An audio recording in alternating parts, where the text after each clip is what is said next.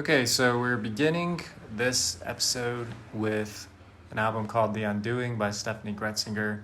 She's a singer for Bethel Music. The album came out in 2014, and it's her first solo album.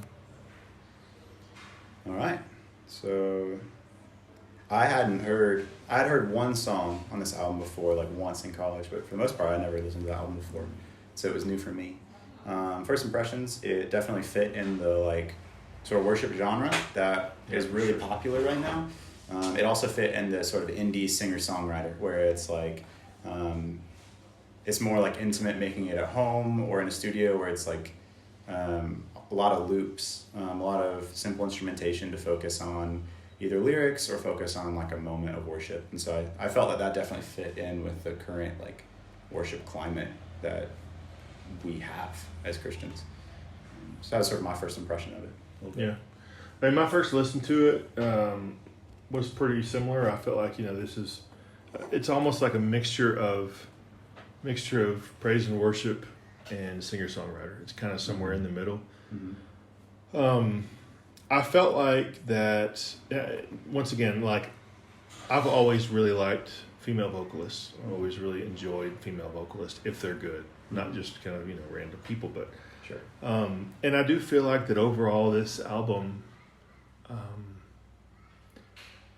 it was a bit higher quality than most of the praise and worship albums that you would listen to musically. Mm-hmm. And so I felt that it was a little bit more enjoyable. As I've stated before, I don't really generally love that genre.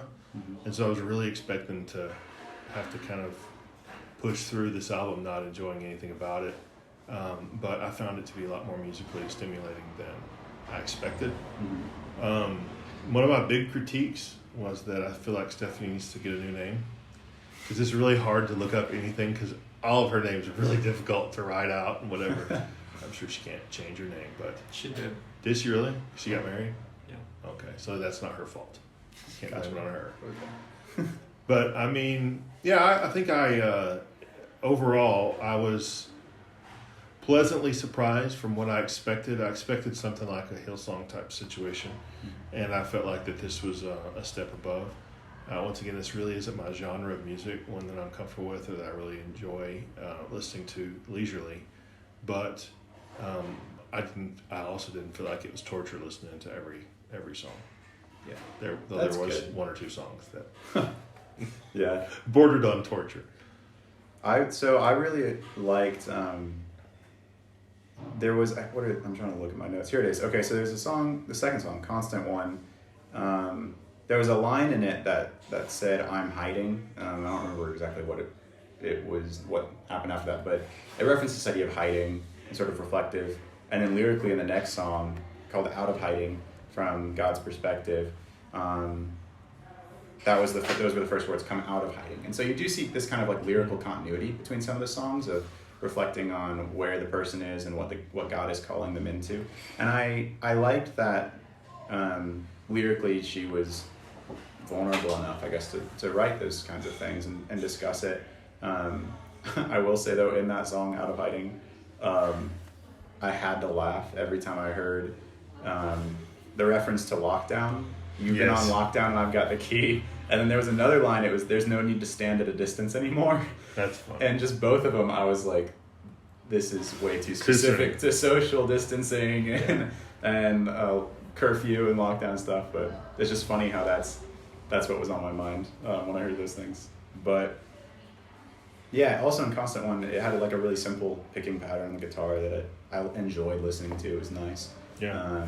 And so it was, musically, I felt like it put me in a soothed place where I could be worshipful. And so I like one of my listens through the album, I was just reading my Bible and like journaling as well and praying, and it was just kind of softly on in the background, and it wasn't like demanding of my attention where it was like really loud and kind of jarring, but there were ideas in it lyrically that led me to worship as well. And so I really enjoyed that as like a sort of background music, and I definitely preferred that to like the sounds of like the guinea fowl outside that wouldn't be quiet and just kept chirping and making noises. It was good to like be able to kind of zone in and just have that in the background. So that was good for me. I think there was a lot of good and bad in it for me. Overall, I feel like it was a very well-produced album. I feel like that the instrumentation was really nice throughout. Mm-hmm. I feel like whoever the producers were or the engineers, they did a really good job of making the most out of her voice. Mm-hmm. So I really feel like that jumped out at me. It seems like it was a more well-produced album than most that you hear in this genre, which I feel like that a lot of times praise and worship music is just kind of slapped together. It's not produced very well at all. It's just kind of slapped together. But I feel like this one, they took time to make sure, and they had some unique sounds and some different things in there. I did feel like it was kind of, on the flip side of that, I felt like it was still kind of bland for me. But if this is your style, like, it's really well done. Sure. Yeah. There's one thing that kind of drove me crazy was, and I mentioned it already in the video, was this kind of indie singer-songwriter habit of totally changing the pronunciation of words for no reason. Mm-hmm. And there were a couple of songs where she did that, and I was like, no, don't do that. Like, say it right, you know. Do you remember which songs? There was one, Constant one, she did it. Mm-hmm. Like, that was the first one that I heard. And I found it really distracting from, like, the actual, you know, words and lyrics of the song. Yeah. Because I had to think about what, like, what was that word? Because that's not in the English vocabulary. And then I realized, oh, that's her just kind of funky, you know, pronunciation. Like, a group like Ren Collective, they get away with that because they're from a foreign country, you know, and they are singing with accents. You know, they're coming with a very strong accent already. And so a lot of times their pronunciation may be different. But in this case, I just felt like it was supposed to be kind of artistic, and I found it a bit distracting. Like a style choice, sort of. Yeah. And I've seen, you know, it's been pretty trendy over the last few years to kind of do that. Mm-hmm. There's kind of maybe some different things that I liked about certain songs. The first song, I mean, there wasn't anything huge, but it did start off kind of a little bit more boring for me, but I kind of liked the way that it built. And I feel like the whole album was kind of like that. It started off slow, but it did kind of build into something a lot more powerful towards the end. And so you kind of have to listen and kind of endure the quietness in the beginning. Mm-hmm. Let's see. Yeah, I think the first couple songs were okay. I found them to be nice and well done. But then the third song, which is I think the same one we also watched on the video, I enjoyed it on the video, but the more I looked at the lyrics, there were a couple things that I liked and a couple things that I didn't like. There was a phrase in there where it was from God's perspective saying that I hold your peace. And I really found that really beautiful and nice, and I feel like, hey, that's true. Like, a lot of times whenever we're dealing with anxiety, we're dealing with struggles and things like that, it's because we're not interacting with the one who actually has control of those things and who can give us peace. And I thought that was really well stated. Theologically, there was a phrase in there that was a little bit off-putting, I guess. It says, and this is once again from Jesus' perspective, you were the one I was thinking of when I rose from the grave. And I just found that to be very, very narcissistic and kind of self-focused, because I think that it oversimplifies the death and resurrection of Christ. It makes it all about me. And I just thought that kind of made me squirm every time I heard it. I was like, I don't think that's true. I don't think that I was the one. I think that he had bigger things on his mind, and I was the beneficiary of that. And I do think that he has individual love for me, but I think to oversimplify that act of resurrection does no service to actually how powerful and how big it was. Yeah, that line bothers me too. Yeah.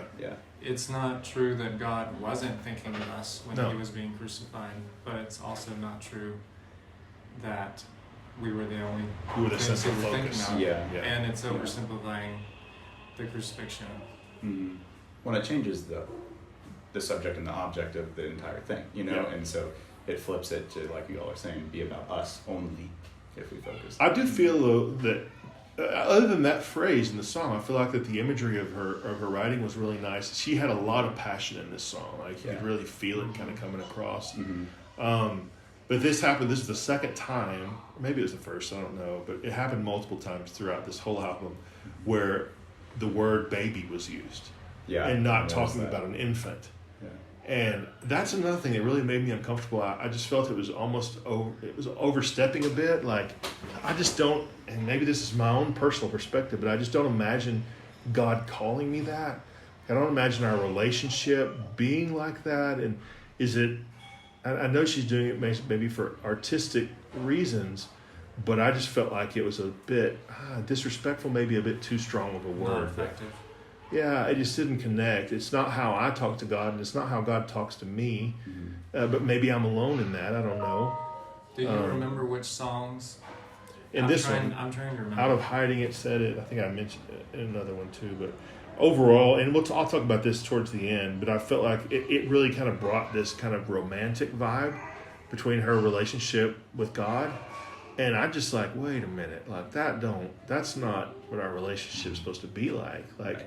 A romantic relationship is so much less than what we're supposed to have with God. Like, our marriage is supposed to pale in comparison to our personal relationship with Christ. Like, but to build it into that kind of romantic thing just seemed a little bit off to me.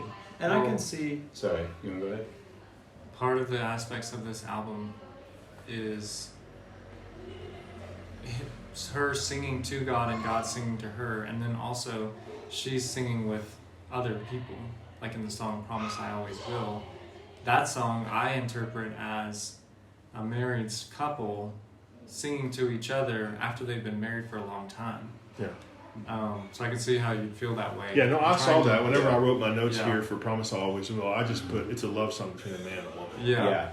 So Yeah. it's the use of But- baby. Yeah. I can see how you feel. But it wasn't in that song. Yeah. Right. It was another song. It was a different song. And like, I even wrote like, is this a marriage song? Because it was situated in other songs that were so like relationally intimate between God and her. Yeah. That I was like, I think this is pretty clearly a marriage song, but is the metaphor being changed? Is it being morphed? And so I see what she's getting at and why she uses the word baby rhetorically though, because I feel like I think the goal was similar to like when we see in scripture this idea that we cry out to God as our Abba Father, right? That there's a certain relational intimacy there. Or when Jesus like very gently says like, little girl, like I say to you, arise. You know, like those, we miss in translation some of the like intimacy of that culturally.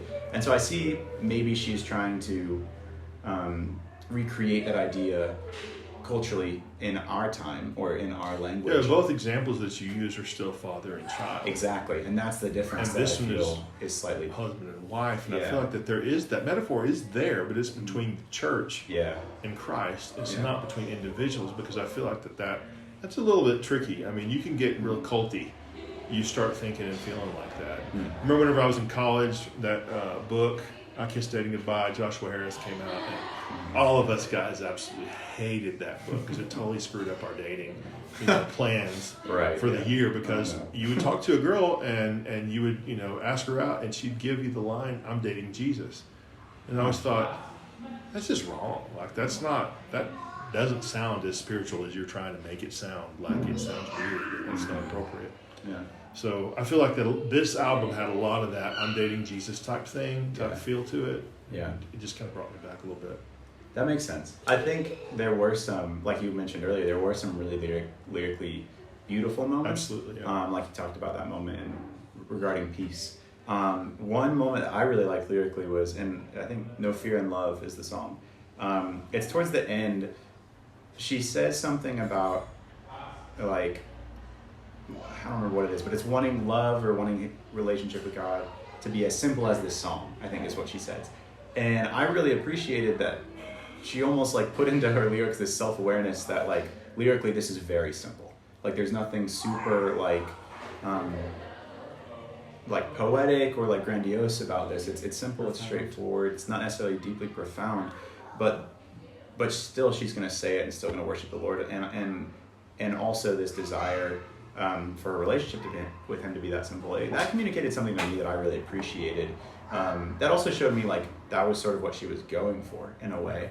And so I liked that there was that self-awareness there, if that makes any sense. So. I think to me, I'm looking at my notes, and the lullaby song, Cece's lullaby. Mm-hmm. The way I interpreted it was between a mother and a daughter. And if that's the case, I feel like, okay, that's cool. I think it's beautiful, and I feel like that can be worshipful. I know that my love for my children is something that pleases God. But if it was between God and a person, it seemed it seemed really weird to me. That was the second song where they used the word baby. And I was like, I'm not really sure how to interpret that. I think a lot of this is maybe stylistically different, and I'll talk about that towards the end. But I do feel like that, for me, listening, probably one of the most powerful songs that I felt like stuck out from all the others was the song Letting Go. And the reason I felt like it was, not necessarily because of the lyrics, because I felt like it was more of that kind of romantic stuff, but it was a really stripped down sound. Like, it sounded like somebody recorded it just off the fly, and there was not a ton of production, and you just got the real richness of her voice and the instrument. And you could even hear, and I may be totally wrong, they may have totally produced that, but it sounded really raw and real. Yeah. And so I think because of that, it spoke to me more, because I was like, okay, this is somebody's real emotions and feelings that they're sharing. Yeah, so I felt that way on I Spoke Up as well. It sounded like a home audio recording, like on even maybe like this podcast. It's just like on our voice memos. But the piano and the vocals were both muted and muffled. And I actually really liked that, because it sounded like, okay, this isn't all produced and curated. It's just her, And I love that about that song. Yeah, I wrote the same thing about both of those songs. Both of those songs both stuck out to me because they were so stripped down. Yeah. And so I like that. Let's see, what else do I have? Okay, I'm going to say the one that drove me crazy. Open Up, Let the Light In was literally 6 words sung over and over again for what seemed like countless minutes. And to be honest with you, I listened to it the first time I listened all the way through because I felt like I had made that commitment. But every other time, as soon as she started singing those words, I was like, yeah, I'm skipping this, because it's just, I found almost no substance there. And I'm like, this is a total wasted track.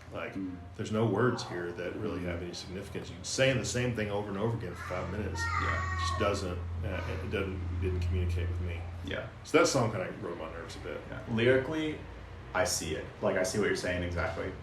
Again, I think that, especially knowing Steffany Gretzinger's background, as far as a worship leader with Bethel, it's super common for there to be these spontaneous worship moments, right? Say at a worship, I don't know if I say concert, but at a worship service, sure, that Bethel might lead, and it would be 6 minutes of very little lyrics, maybe some prayers, sung lightly here and there, but it's mostly repetitive music on a loop almost, and it's a time for people to pray and reflect. And so I see, even though that personally, I'm kind of in the same boat, that song for me wasn't necessarily what I was looking for, what I would want to listen to on repeat. I see what she was going for. I see the purpose of adding it, especially from her background and her worship experience and what she likes in worship, and what she knows a lot of people do like in worship.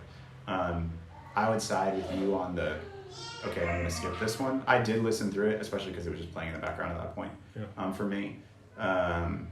But I at least see what she was going for, and I did. I guess I can understand that, but once again, not that I would appreciate it. If I was in that worship service and they were singing the same, that would not put me in a worshipful mood. I would be just as annoyed in the worship service as I was listening to it. That being said, if there are people who really dig that and that draws them into worship, that's great. Yeah. But I would say for an album like this, that doesn't make sense, because she really was trying to make this wasn't praise songs. This was more, lyrically speaking, she was trying to be more singer-songwriter. And then this one was more basically all music but no real substance. Right. And it kind of changed the purpose of what she was writing for, or the maybe potentially more personal, intimate lyrics.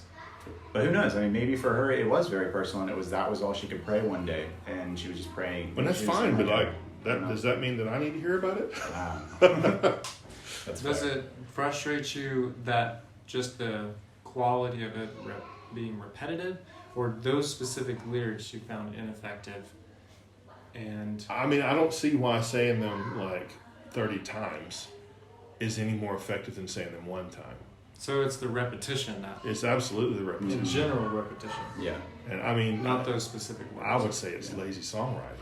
Like, if you're going to be a songwriter, then write a song. Don't write the same words 30 times, you know? And songs will have a chorus that repeats, you know, and that's Sure. super common.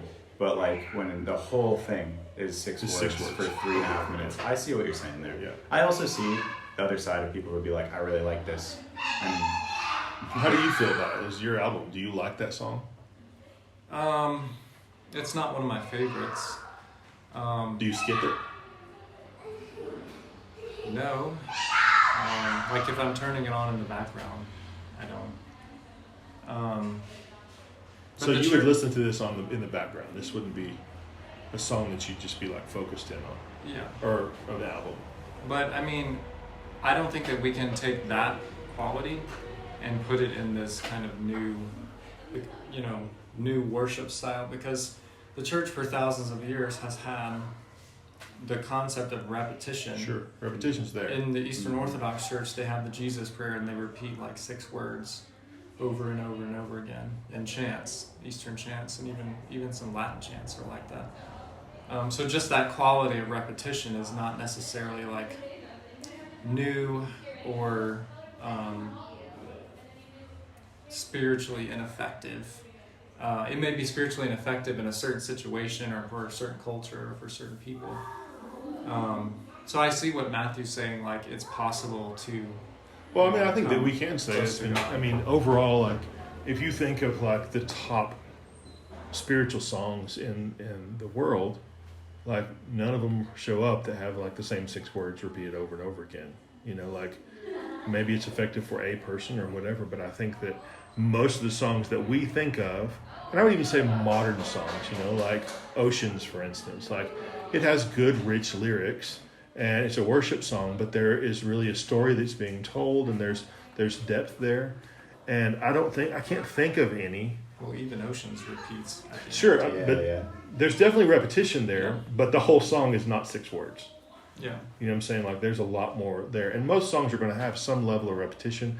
There was repetition in the Old Testament Psalms. I mean, repetition is a part of worshiping God, but I just feel like that it's ineffective whenever it's just done like willy-nilly like that. But, you know, like you said, maybe it's something going on in her life that she needed to do that.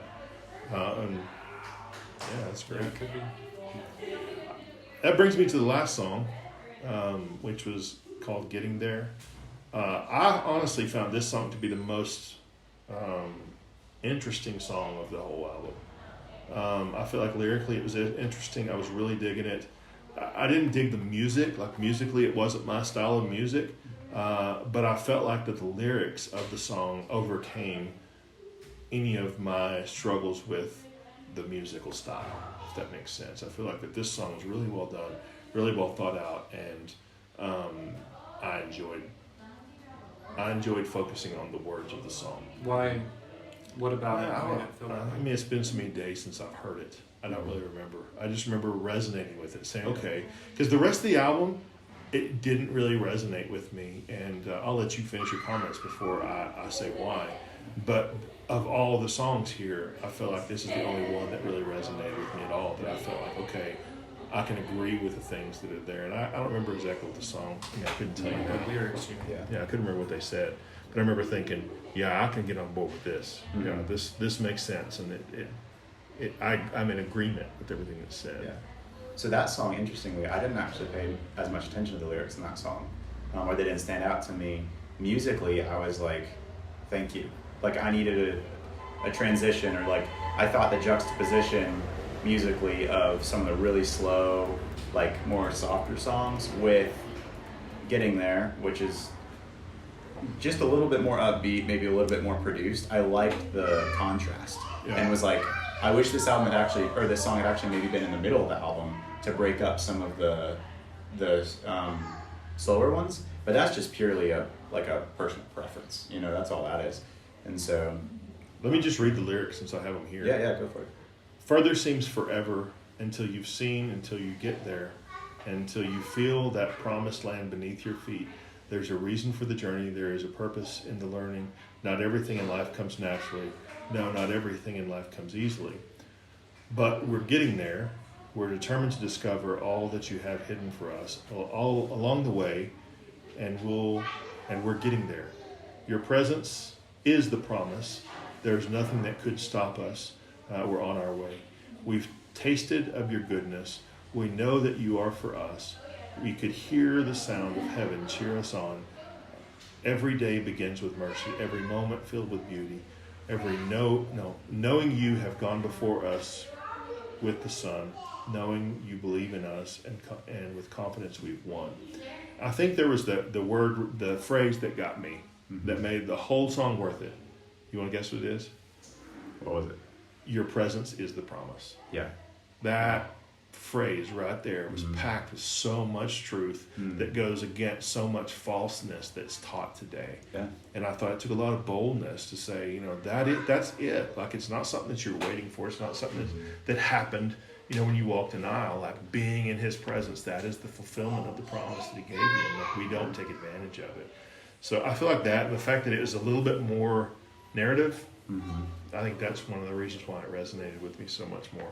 I think this song, it's nice that it ends the album because it is kind of in the spirit of Miriam's song from Exodus 15, I think it is.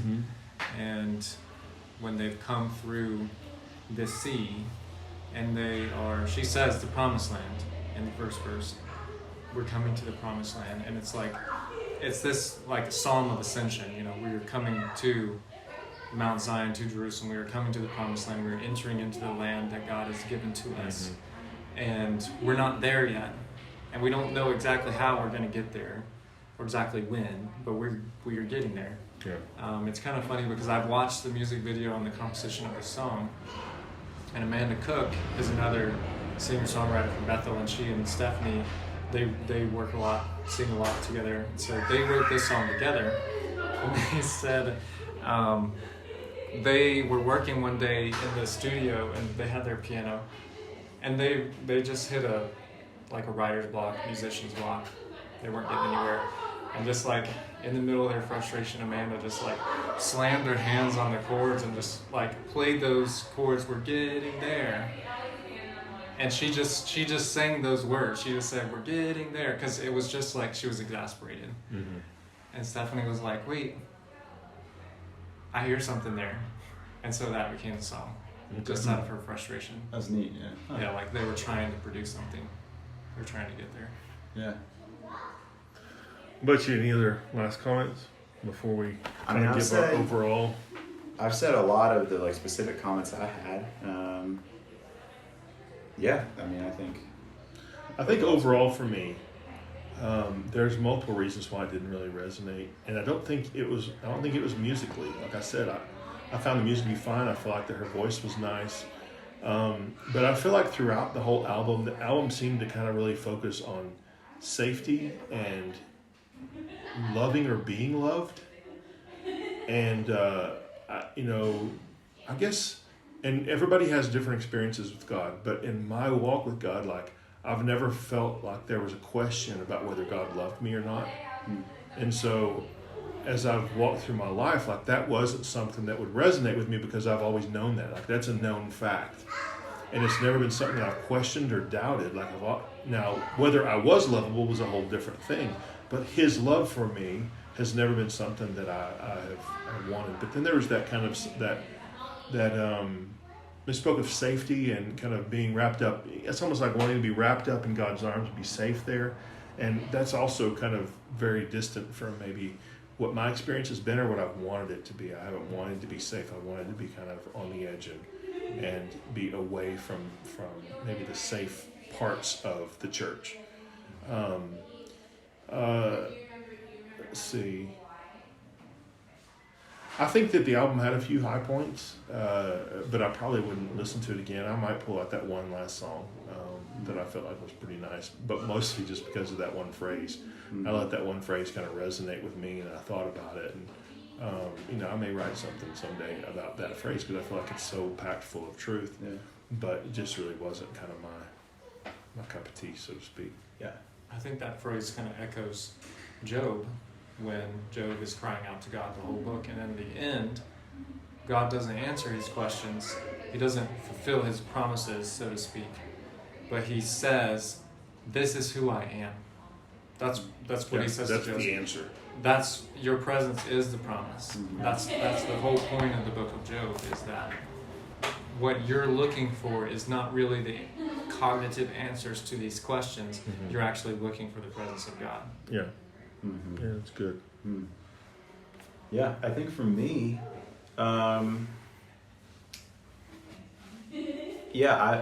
we've kind of had conversations about this, and it's interesting, I think, to reflect upon generational differences, because I see why this album, this idea of safety, of confirmation of the Lord's love, why it's so appealing generationally to our generation, to millennials, to Gen Z, coming up.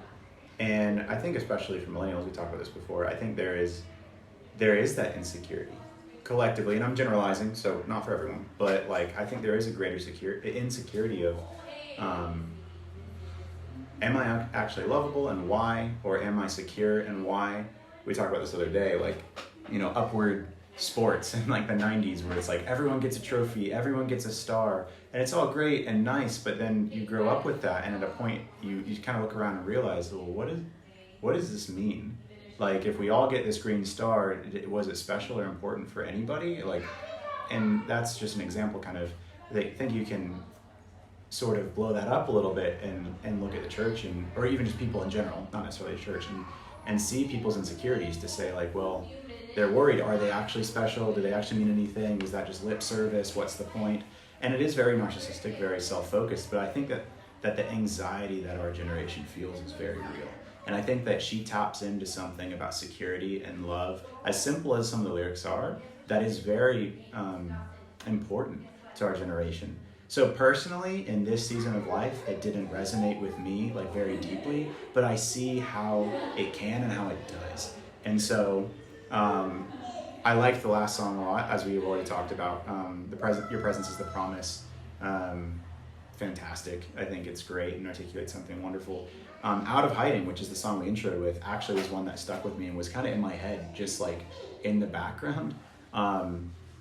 Because I was actually in my mind paralleling literal lockdown from COVID. Yeah. Very frequently. I was man, I can't wait to get out of here. And then you've been on lockdown and I've got the key.